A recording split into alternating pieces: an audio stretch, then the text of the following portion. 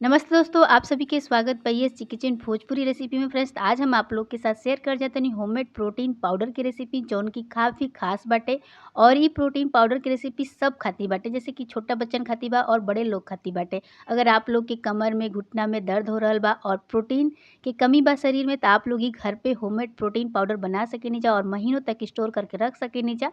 बस एक का करे के बा कि 1 कप गुनगुना दूध लेवे के बा और 1 चम्मच में प्रोटीन पाउडर डाल देवे के बा। बढ़िया से मिक्स कर लेवे के बाटे। सुबह या शाम आप लोग ये प्रोटीन पाउडर के ले सकेनी जा, बच्चन के भी दे सकेनी जा और खुद भी एकरा के पी सकेनी जा और 1 हफ्ता में ही आप लोग फ़र्क देख सकेनी जा। अगर आज की वीडियो पसंद आए तो फ्रेंड्स लाइक शेयर और सब्सक्राइब कइल मत भूलब जा। चैनल पे पहली बार आइल बन जा तो यस जी किचन भोजपुरी रेसिपी के सब्सक्राइब कर लेब जा, ताकि हमरा अगला वीडियो की नोटिफिकेशन आप लोग के सबसे पहले मिले। तो चलिए जब फ्रेंड्स आज की मज़ेदार रेसिपी देख लिया जाए कि हम कैसे बनेले बनी। देखिए, बनावे खातिर सबसे पहले आप लोग के कुछ ड्राई फ्रूट्स चाहिए। तो सबसे पहले हम एजा बादाम ले ले बनी, काजू ले ले बनी, मूंगफली ले ले बनी। आप लोग देख सकेनी जौन की कच्चा मूंगफली बाटे, मखाना बाटे, चना बाटे। आप लोग देख सकेनी जौन की भुनल चना हटे और 50 ग्राम एजा मिश्री बाटे, 4 से 5 गो छुहाड़ा बाटे। सबसे पहले कढ़ाई गरम कर जी। कढ़ाई जब गरम हो जाई तब एजा हमनी के मूंगफली डाल दिया जी। तो चलिए जा पहले मूंगफली डाल दीजिए जौन की 50 ग्राम के करीब एजा हम मूंगफली ले ले बनी। आप लोग देख सकेनी जा। तो चलिए जा डाल के मूंगफली के पहले भून लिहल जा। धीमा आँच करके पहले मूंगफली के आप लोग भून लेब जा। जैसे हम कर तनी ऐसे ही स्टेप बाय स्टेप आप लोग करब जा। आप लोग भी बढ़िया वाला प्रोटीन पाउडर बना के तैयार कर लेब जा। धीमा आँच कर लिहल जी, बढ़िया से करके चटके दिहल जी। जब भी चटक जाई तब हमनी का कइल जी कि बाकी जौन ड्राई फ्रूट्स बा एकरा के डाल के भून लिहल जी। अगर आप लोग और भी एमे अपना पसंद के ड्राई फ्रूट डालल चाहते हैं जैसे कि अखरोट बाटे और भी बाकी जितना भी सीड्स बा एमे डालल चाहते हैं तो आप लोग डाल सकेनी जा। जैसे खरबूजा के बीज होला, तीसी होला और भी मतलब ब्लैक वाली जौन तीसी होला ओके भी डाल सकेनी जा। व्हाइट वाली जौन तीसी आवेला ओकरा के भी आप लोग एमे डाल के बना सकेनी जा। एजा देख सकेनी जा फ्रेंड्स मूंगफली भुना गइल बा। अब एजा का कइल जाए ना कि हमनी के जितना बादाम रखले बन जा, काजू रखले बन जा, छोड़ा रखले बन जा, कढ़ाई में डाल दिहल जी। हल्का सा धीमा आंच पे एकरा के भी भून लिहल जी। बीच बीच में के चलावत रहल जी ताकि जले नहीं और बढ़िया से चारों तरफ से भुना जाए। और अभी तक आप लोग चैनल के सब्सक्राइब नहीं कीजिए कले तो प्लीज़ आप लोग यस जी किचन भोजपुरी रेसिपी के सब्सक्राइब कर लेब जा, ताकि हमरा अगला वीडियो की नोटिफिकेशन आप लोग के सबसे पहले मिले। तो देखिए फ्रेंड्स बढ़िया से भुना गइल बा। अब एजा हमनी के 100 ग्राम सफ़ेद वाला तिल ले लिहल जी और एकरा के डाल के हल्का सा धीमा आंच पे रोस्ट कर लिहल जी। ते तरीका से सारा चीज़ के मिला के आपस में भून लिहल जी। फ्रेंड्स आप लोग देख सकेनी जा। अब एजा बढ़िया से जब भुना जी तब हमनी का कइल जी कि गैस के बंद कर दिहल जी और एकरा बाद एक कोनो बर्तन में निकाल के ठंडा कर लिहल जी। तो अभी 2 मिनट और लगी और बढ़िया से भुना जाई। तो तरीके से आप लोग बीच बीच में चला के भून लेब जा। बहुत ही अच्छा ही प्रोटीन पाउडर की रेसिपी बा फ्रेंड्स। तो आप लोग के वीडियो के ज़्यादा से ज़्यादा शेयर करी जा, लाइक करी जा, कमेंट करी जा और प्लीज़ हमके ये बताइए कि आप लोग ये वीडियो के कहाँ से देख रहल बानी, ताकि आप लोग के हम थैंक यू बोल सकी और साथ में अपना कंट्री के नाम भी बोल देब जा। आप लोग मतलब कि लिख के शेयर कर देब जा।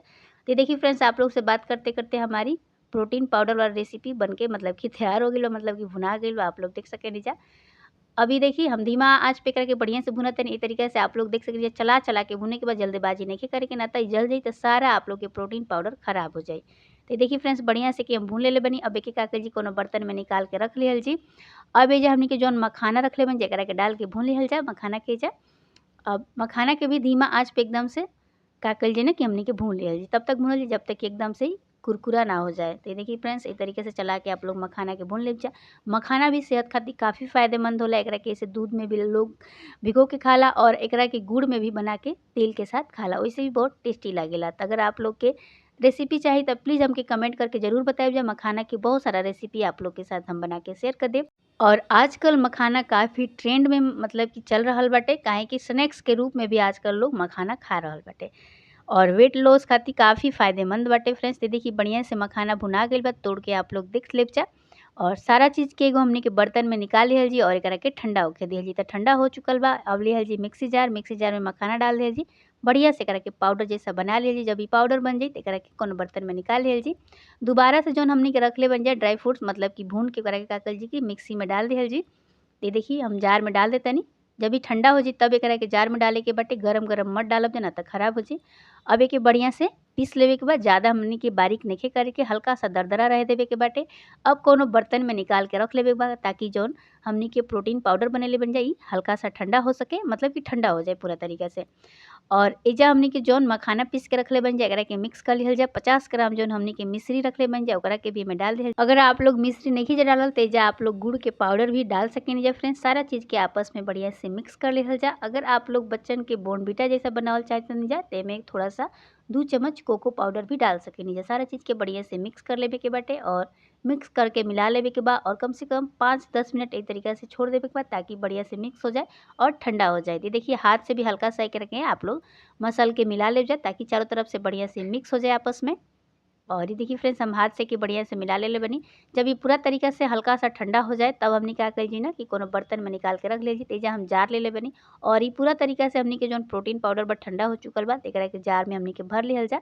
तो छोटा साइज के जार बा आप लोग देख सके नीचे आप लोग अपना हिसाब से कोनो जार में रख ले अगर आप लोग के पास होके। तो ये देखिए फ्रेंड्स एकरा के हम जार में रख ले बनी और जौन प्रोटीन पाउडर बच गई बा एकरा के हमने के दूसरा बर्तन में निकाल के रख लिहल जी। ये देखिए फ्रेंड्स हम दोनों के डब्बा में पैक करके रख ले बनी आप लोग देख सके नीचे। अब आप लोग के हम बताओ तनी कि करा के हमने के लेवे के कैसे बात। सबसे पहले हमने के 1 गिलास हल्का सा गुनगुना दूध लिहल जी और एमे का कर जी 1 चम्मच हमने के प्रोटीन पाउडर डाल दिया जी। ऐसे आप लोग ज़्यादा प्रोटीन पाउडर मत डालब सा ना तो थोड़ा सा पचे में आप लोग के दिक्कत भी हो सकेला काहे कि काफ़ी ज़्यादा में ड्राई फ्रूट्स बा आप लोग देख ले बनी जाए।